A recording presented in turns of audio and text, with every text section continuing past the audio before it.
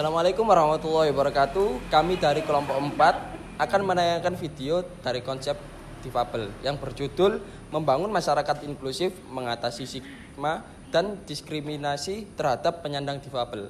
Saya Muhammad Alif Al-Hudaifi dengan NIM 230701042 sebagai narator.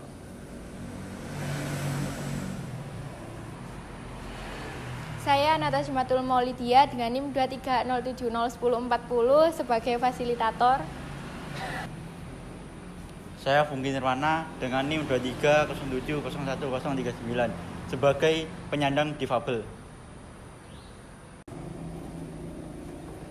Saya Arya Bigela Biantara Gebar dengan NIM 230701044. Saya berperan sebagai Kepala Desa Berharap Jaya. Saya Rica Surdiana dengan NIM 230701049. Saya berperan sebagai tokoh masyarakat.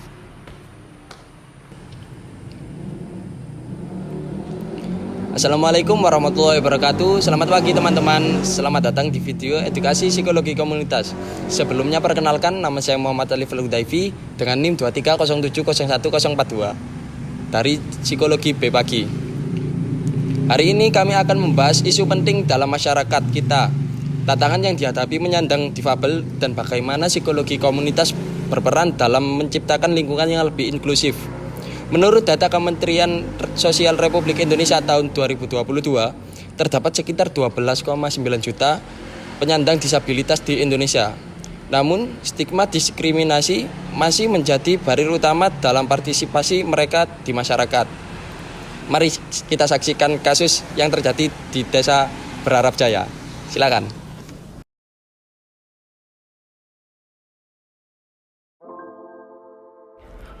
Halo teman-teman, ini Fungki Nirwana, seorang laki-laki yang berusia 21 tahun. Ia adalah seorang penyandang disabilitas fisik yang menggunakan tongkat panjang untuk berjalan. Dia memiliki latar belakang pendidikan S1 psikologi dan kemampuan komputer yang sangat baik. Namun, dia menghadapi berbagai tantangan dalam kehidupan sehari-hari di desanya.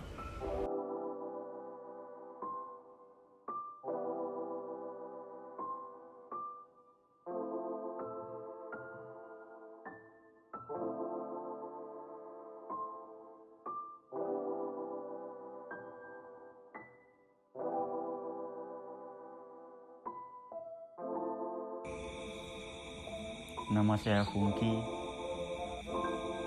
Sudah 3 tahun saya mencari pekerjaan, tapi selalu ditolak.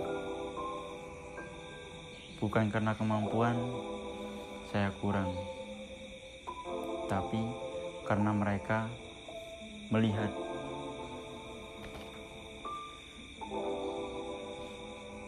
ini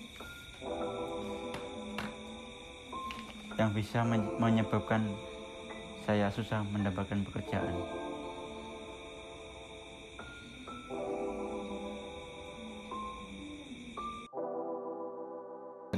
Kasus Fungki ini mencerminkan permasalahan sistematik yang dihadapi penyandang difabel di Indonesia. Menurut teori model sosial disabilitas dari Oliver pada tahun 1996, hambatan yang dialami penyandang difabel bukan hanya berasal dari kondisi fisik mereka, tetapi dari sikap dan struktur masyarakat yang tidak inklusif. Teori ecological system dari Bronfenbrenner pada tahun 1979 menjelaskan bahwa individu berinteraksi dengan berbagai sistem lingkungan mikrosistem, mesosistem, ekosistem, dan makrosistem yang semuanya mempengaruhi perkembangan dan kesejahteraan mereka.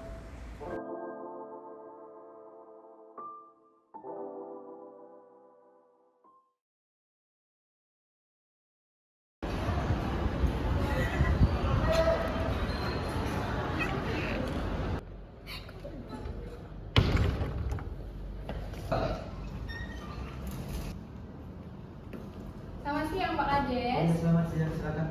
Oh iya, makasih.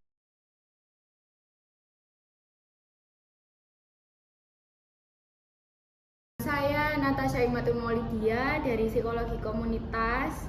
Bahwasannya ini Pak, kami mendapat laporan tentang tantangan yang dihadapi penyandang difabel di desa ini.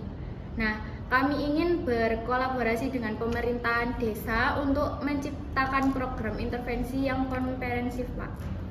Oh iya Bu, benar sekali. Desa kami emang lagi butuh bantuan. Tapi yang bisa Ibu lakukan untuk desa ini apa ya? Oh iya, jadi gini Pak.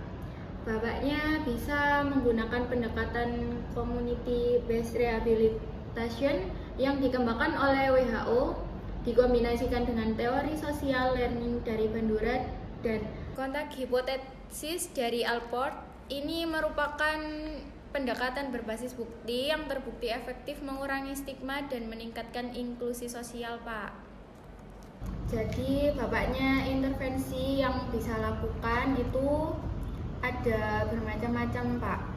Yang pertama itu ada pendekatan melibatkan masyarakat secara aktif dalam proses rehabilitasi dan inklusi penyandang difabel.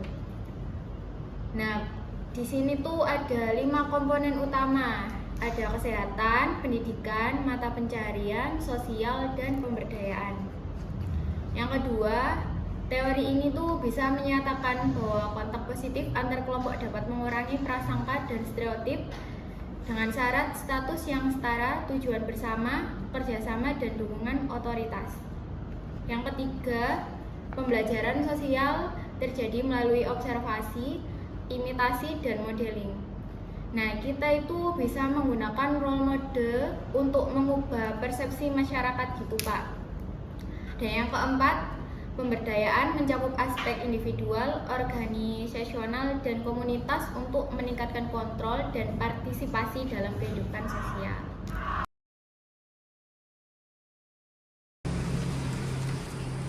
Selamat datang di Desa Berharap Jaya. Selamat datang. Hari ini kita akan belajar bersama tentang realitas kehidupan difabel. Bu, kami memang susah mengubah cara pandang kami. Memang susah cara mengubah kebiasaan. Oh, saya paham. Karena itu, mari kita mulai dengan aktivitas sederhana. Fungki, bisakah kamu ceritakan pengalaman positifmu? Baik, Bu.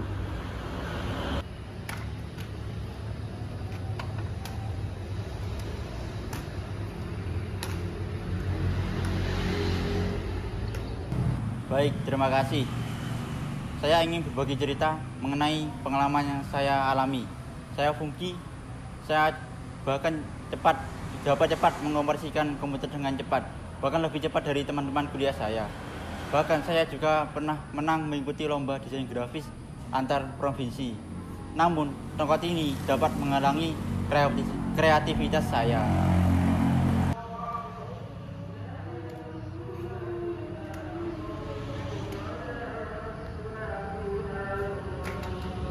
Wah, ini contoh nyata bahwa difabel bukan tentang ketidakmampuan, tapi tentang cara berbeda dalam melakukan sesuatu. Sekarang, mari kita coba simulasi, Bu. Coba tutup mata dan berjalan menggunakan tongkat ini.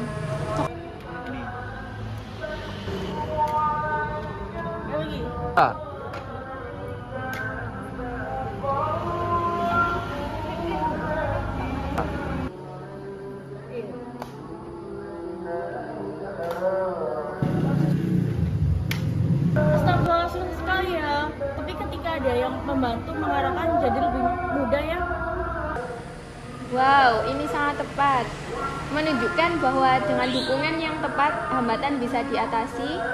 Menurut penelitian dari Disability Study 2019, 80% hambatan yang dialami difabel berasal dari lingkungan, bukan dari kondisi mereka. Jadi, minggu ini kita akan merencanakan aksi konkret. Bagaimana dengan rencana aksesibilitas ini, Pak Kades? Iya Bu, jadi setelah workshop kemarin saya sadar betapa pentingnya aksesibilitas. Jadi kami akan mengalokasikan dana untuk membangun RAM di balai desa, kemudian di infrastruktur yang lainnya juga. Saya juga ingin mengusulkan program sehat difabel. Warga yang mau menjadikan support system untuk menyandang difabel di desa kita. Saya ingin berkontribusi dengan memberikan pelatihan komputer gratis untuk warga. Saya yakin bisa membantu meningkatkan skill digital masyarakat. Excellent. Ini adalah merupakan implementasi dari teori sosial kapital dari James. Ketika masyarakat saling mendukung, tercipta jaringan sosial yang kuat dan bermanfaat untuk semua.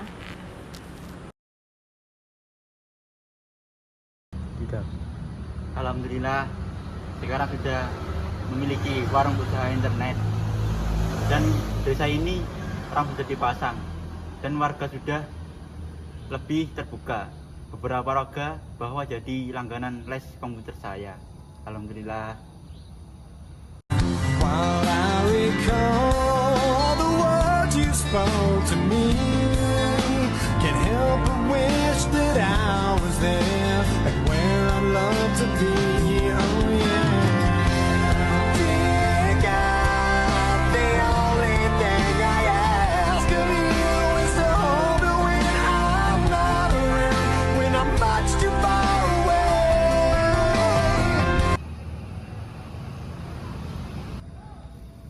Program ini mengubah perspektif kami. Sekarang desa kami menjadi desa percontohan inklusi difabel di kecamatan. Bahkan ada delegasi dari desa lain yang belajar dari desa ini. Saya sekarang koordinator program Sahabat Difabel. Kami sudah memiliki 2 volunteer yang siap membantu. Yang paling penting, anak-anak desa sekarang tumbuh dengan pemahaman yang benar tentang difabel. Hasil evaluasi menunjukkan penurunan stigma sebesar 65% berdasarkan skala stigma difabel dan peningkatan partisipasi sosial penyandang difabel sebesar 80%. Ini membuktikan efektivitas pendekatan psikologi komunitas dalam menciptakan perubahan sosial. Kasus intervensi di desa Pura Arab Jaya menunjukkan bahwa perubahan sosial dimungkinkan melalui pendekatan psikologi komunitas yang sistematis. Kunci keberhasilannya adalah yang pertama, ada kolaborasi multi pihak sesuai dengan teori ecological system. Yang kedua, terdapat pemberdayaan berbasis masyarakat berdasarkan empowerment teori. Yang ketiga, terdapat kontak positif menerapkan kontak hipotesis. Yang keempat, ada pembelajaran sosial melalui role modeling. Terima kasih telah menyaksikan video ini. Mari kita wujudkan Indonesia untuk lebih inklusif. Saya Muhammad Ali Faludaifi pamit undur diri. Wassalamualaikum warahmatullahi wabarakatuh.